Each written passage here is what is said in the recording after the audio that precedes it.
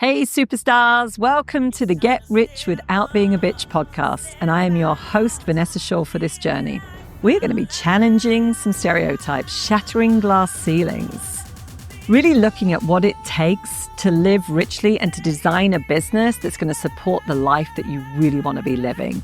I'm going to be sharing lots of tips, tools, and strategies along the way, and I can't wait for you to join me on this journey. Hey superstars, welcome back to another episode of Get Rich Without Being a Bitch. And today's quick episode is going to give you the 3 main areas where I see law firms stalling and slowing down their growth, honestly preventing them from being as successful as they could be. There are practical solutions to all of them. Tune in, listen to them, find out which one is the strongest for you, and then put an action plan together to change something. There are 3 main reasons your firm is not as successful as it could be right now. I'm going to break those down for you. Number 1, you as the owner have become the biggest bottleneck to everything. What does this mean? Everything is dependent on you. You're having to sign off on things. You're doing the strategy. You're doing the client work. You're bringing it in. You're putting out the bills. Everything, right? Stops and starts with you. In order for you to grow and scale your firm, that has to shift. You cannot be doing so much of the lawyering in your firm, so much of the admin, and frankly, so much of everything that has your name on it. You have got to shift into being the CEO, the visionary of your firm, so that you can scale it to the next level. The second big place that firms get stuck is around the financials. If you are like many of the women that we work with, they are the first ones to admit that they went to law school, they didn't learn anything about the financials, and it's typically not an area that they even enjoy about inside of their firm.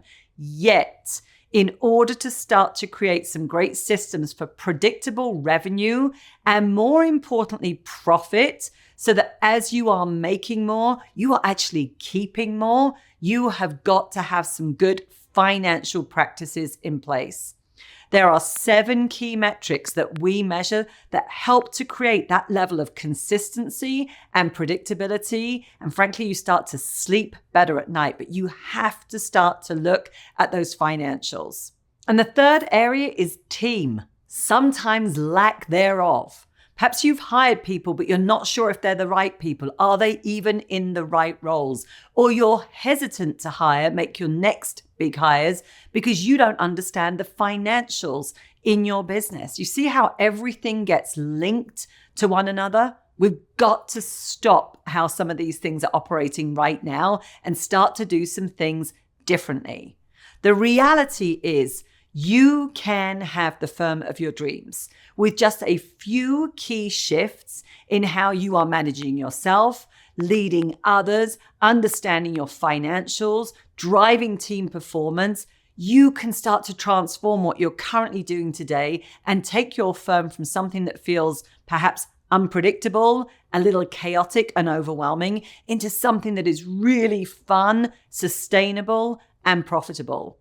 So as always, I love to hear from you what's resonated today. If you can see yourself in one of these 3 key areas, the bottleneck, the financials, the team performance, get some help. You're not going to figure this out by yourself, or if you do, it's always going to take longer.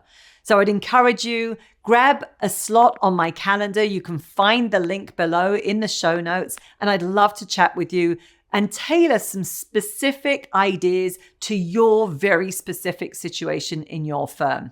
Can't wait to chat with you.